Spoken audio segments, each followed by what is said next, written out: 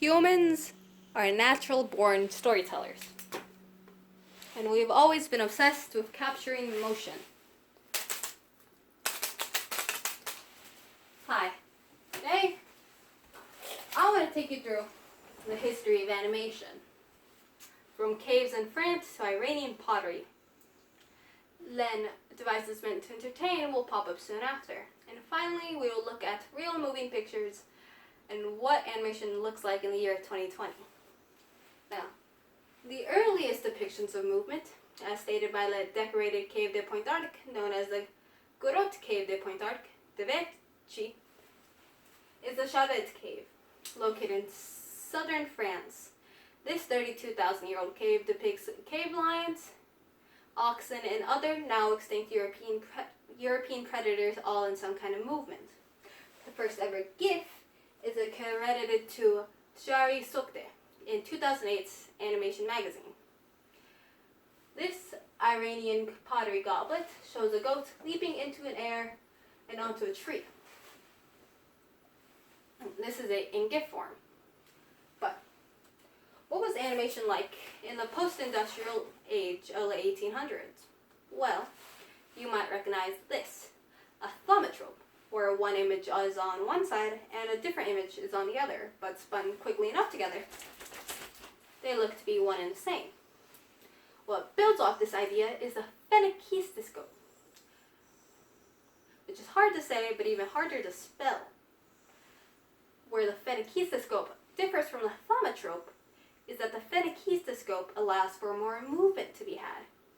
This is what they look like in GIF form. Now, the zootrope, praxiscope, and the zoopraxiscope are all very similar due to how their mechanics have been created. But also, the zoopraxiscope takes the zootrope in zoo and the praxi in praxiscope. Very original, I know.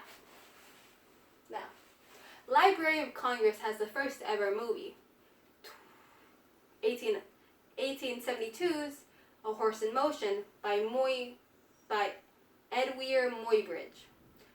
But the first ever animated movie, Un Bon Book, is located nowhere because it's been lost to time. It was created by the same man who created the praxiscope, Emile Renard, and this is another one of his works.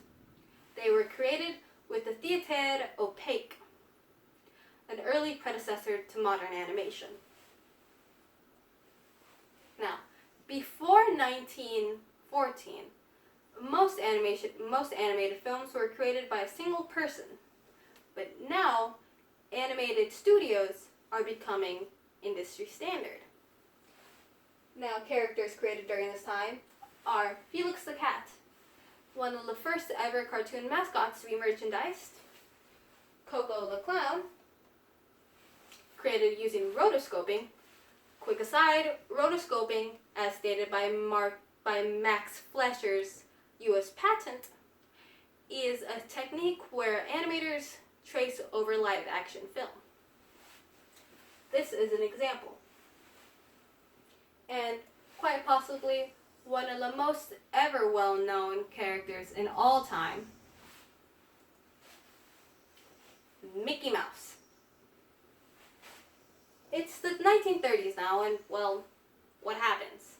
Well, there's a color revolution, and no longer will films be black and white, thanks to Technicolor, which is now becoming more and more widely used, such as in Snow White and the Seven Dwarfs from 1937, which in American Film Institution is accredited with being the greatest film ever to come out of the U.S. But it's the 1980s now, and, well, what was animation like? Well, American animation kind of sees a lull because, well, now they're kind of glorified commercials meant to sell toys.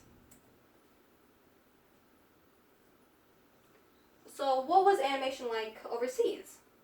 Well, Japan reaches a cultural boom with their animation, more commonly known as anime.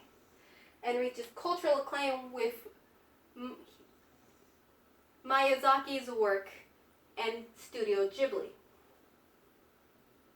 Of course, more and more studios begin to pop up in the US as Disney loses their monolithic reach.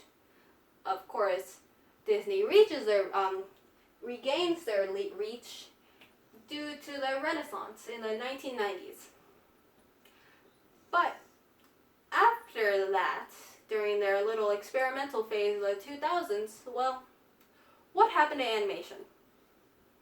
You see, the latest animated 2D animated film ever with a theatrical release is My Little Pony, the movie, 2017. But that's not what killed Western animation. No. What killed Western animation is Winnie the Pooh's 2011. But let's take it back a bit.